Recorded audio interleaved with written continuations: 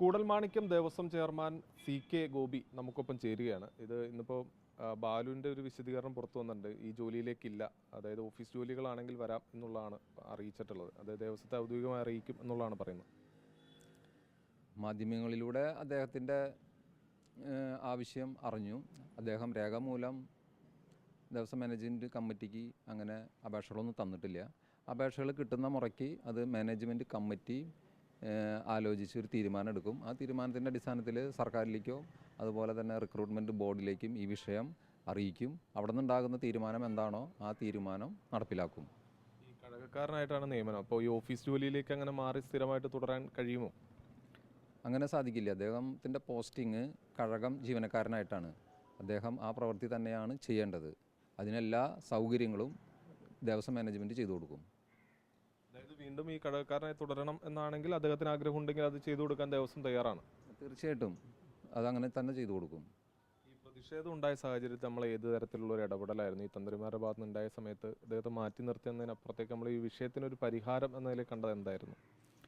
ഇദ്ദേഹത്തിനെ കഴകം പ്രവൃത്തിയിലേക്ക് നിയമിക്കണമെന്നുള്ള സാഹചര്യം വന്ന സമയത്ത് തന്നെ തന്ത്രിമാർ മാനേജ്മെൻറ്റ് കമ്മിറ്റി ഒരു കത്ത് തന്നിരുന്നു. അദ്ദേഹത്തെ നിയമിക്കാൻ പാടില്ല, ഇത് കഴകം പ്രവൃത്തി പരമ്പരാഗതമായിട്ട് പാരമ്പര്യമായിട്ട് തന്ത്രിമാർ നിശ്ചയിക്കപ്പെടുന്ന ആളുകളുടെ അവരുടെ അനുവാദത്തോടും സമ്മതത്തോടു കൂടി നിശ്ചയിക്കുന്ന ഒരാളെ വയ്ക്കാൻ പാടുള്ളൂ എന്നുള്ള ഒരു ആവശ്യം അവരുന്നയിച്ചു. അത് മാനേജ്മെൻറ്റ് കമ്മിറ്റി വിശദമായിട്ട് പരിശോധിച്ച് ഈ കാര്യത്തിൽ സർക്കാർ നിയമിക്കുന്ന അല്ലെങ്കിൽ റിട്ടേൺ ടെസ്റ്റ് നടത്തി ഇൻ്റർവ്യൂ നടത്തി നോട്ടിഫിക്കേഷൻ ചെയ്ത് ഈ കാര്യങ്ങളൊക്കെ പൂർത്തീകരിച്ച് റാങ്ക് ലിസ്റ്റിൽ നിന്ന് വന്ന് അപ്പോയിൻമെൻ്റായിട്ട് ഓർഡറായിട്ട് വരുന്ന ഒരാളെ മാറ്റി നിർത്താനോ അല്ലെങ്കിൽ അദ്ദേഹത്തിന് പോസ്റ്റിംഗ് ഓർഡർ കൊടുക്കാതിരിക്കാനുള്ള അധികാരം ദേവസ്വം മാനേജ്മെൻറ്റ് ഇല്ല. അങ്ങനെ എന്തെങ്കിലും ചെയ്തു കഴിഞ്ഞാൽ അദ്ദേഹം ഞങ്ങൾക്കെതിരെ ദേവസ്വം മാനേജ്മെൻറ്റിനെതിരെ നിയമ നടപടികൾക്ക് പോയാൽ നമുക്കെല്ലാവർക്കും അത് സഹിക്കേണ്ടി വരും, വലിയ വില കൊടുക്കേണ്ടി വരും. അതുകൊണ്ട് ഒരു നിലയ്ക്കും അത് അനുവദിക്കുന്നതല്ല. നിങ്ങൾക്കതിലെന്തെങ്കിലും ആക്ഷേപങ്ങളോ പരാതികളോ ഉണ്ടെങ്കിൽ നിങ്ങൾ കോടതിയോ അല്ലെങ്കിൽ സർക്കാരിനെ സമീപിച്ച് അതിന് പരിഹാരം കണ്ടെത്തണമെന്ന് പറഞ്ഞ് വ്യക്തമായ മറുപടി രേഖാമൂലം തന്ത്രിമാർക്ക് നൽകിയിരുന്നു. ഇതിലൊരു തരത്തിലുള്ള ചട്ടവിരുദ്ധ ഇത് നടന്നിട്ടില്ല അല്ലേ? അതായത് ഈ തന്ത്രി കുടുംബം ആരോപിക്കുന്നത് ചട്ടവിരുദ്ധമാണ് ഈ നിയമനം എന്നുള്ളതാണ്. അത് അവരുടെ ആരോപണം അങ്ങനെയാണ്. പക്ഷേ നിയമത്തിൽ പറയണനുസരിച്ച് പോലെയാണ് നമുക്ക് പ്രവർത്തിക്കാനായിട്ട് സാധിക്കുള്ളൂ. പഴയകാലത്ത് 2 കഴകം പോസ്റ്റ് ഉണ്ടായിരുന്നു. പക്ഷേ ജീവനക്കാരുടെ ഇതും അവിടെ സാമ്പത്തികമായിട്ട് ശമ്പളം കൊടുക്കുന്നതിനുള്ള പ്രയാസങ്ങളൊക്കെ വന്നതിൻ്റെ അടിസ്ഥാനത്തിൽ പിന്നീട് ചർച്ച ചെയ്ത് ഒരു കഴകക്കാരനെയായിട്ട് ഒരു ഉത്തരവ് വന്നിട്ടുണ്ടായിരുന്നു. ആ ഉത്തരവ് പ്രകാരം ദേവസ്വം റിക്രൂട്ട്മെൻറ്റ് ബോർഡ് നിയമിക്കുന്ന കഴകക്കാരൻ 10 മാസവും 2 മാസം ഈ പറയുന്ന പാരമ്പര്യ രീതിയിലുള്ള കഴകക്കാരനും ജോലി ചെയ്യണം. അപ്പോൾ ഈ 10 മാസം ഇദ്ദേഹത്തിൻ്റെ ജോലി കഴിഞ്ഞാൽ ബാക്കി 2 മാസം അഡ്മിനിസ്ട്രേറ്റർ നിശ്ചയിക്കുന്ന ജോലി ചെയ്യാൻ ഈ കഴകക്കാരൻ ബാധ്യസ്ഥനാണ്.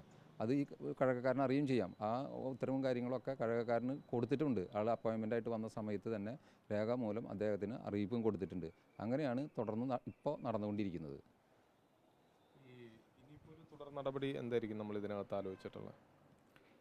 ഇല്ല, ഇപ്പോൾ അദ്ദേഹം ലീവിലാണ്. ലീവ് കഴിഞ്ഞ ആൾ വന്ന് ആൾക്കെന്തെങ്കിലും ഈ പറയുന്ന മാധ്യമങ്ങളിൽ പറയുന്ന രീതിയിലുള്ള പ്രവണതകൾ എന്തെങ്കിലും ഉണ്ടായിട്ടുണ്ടെന്നുള്ളത് അദ്ദേഹമോ അല്ലെങ്കിൽ അവിടുത്തെ ക്ഷേത്രം ജീവനക്കാരോ അല്ലെങ്കിൽ ദേവസ്വം ജീവനക്കാരോ രേഖാമൂലം ദേവസ്വത്തിനെ അറിയിച്ചു കഴിഞ്ഞാൽ അത് പരിശോധിച്ച് അങ്ങനെ ബോധ്യപ്പെട്ട് കഴിഞ്ഞാൽ അതിന് ഉത്തരവാദികളായിട്ടുള്ള ആളുകൾക്കെതിരെ കർശനമായ നടപടി ദേവസ്വം മാനേജ്മെൻറ്റ് എടുക്കും. അതിൽ യാതൊരു സംശയവുമില്ല. ഈ തന്ത്രി കുടുംബം വിട്ടു നിന്നതൊക്കെ നമ്മുടെ ശ്രദ്ധയിൽപ്പെട്ടിരുന്നു. തന്ത്രി കുടുംബം വിട്ടുനിന്ന് വെച്ചാൽ അവർ കത്ത് തന്നിരിക്കുന്നത് 6-ാം തീയതിയാണ് രേഖാമൂലം കത്ത് തന്നത്.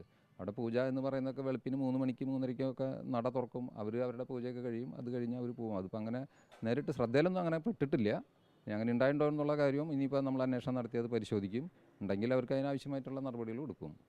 പ്രശ്നപരിഹാരമാണ് നമ്മൾ ഉദ്ദേശിക്കുന്നത്. അതെ, തീർച്ചയായിട്ടും നമുക്ക് ക്ഷേത്രം ഭക്തജനങ്ങളുടെ താല്പര്യങ്ങൾ സംരക്ഷിക്കണം, സർക്കാരിൻ്റെ ഉത്തരവുകൾ നടപ്പിലാക്കണം, ആർക്കും പരാതിയില്ലാത്ത രീതിയിൽ കാര്യങ്ങൾ പരിഹരിച്ച് പോകണം എന്ന് തന്നെയാണ് ദേവസ്വത്തിൻ്റെ ആഗ്രഹം. എന്തായാലും ഇതുതന്നെയാണ് ഈ വിഷയവുമായി ബന്ധപ്പെട്ടുകൊണ്ട് കൂടൽമാണിക്യം ദേവസ്വം വിശദീകരിക്കുന്നത്. ഇതിലൊരു പ്രശ്നപരിഹാരത്തിനുള്ള ശ്രമത്തിലാണ്. അതോടൊപ്പം തന്നെ കഴകക്കാരനായി നിയമിച്ച ബാലു മുന്നോട്ട് വെച്ച നിർദ്ദേശങ്ങളുണ്ട്, അത് സർക്കാരിൻ്റെ ശ്രദ്ധയിൽപ്പെടുത്തും എന്നുള്ളതാണ് ദേവസ്വം ഇത് സംബന്ധിച്ച് വിശദീകരിക്കുന്നത്.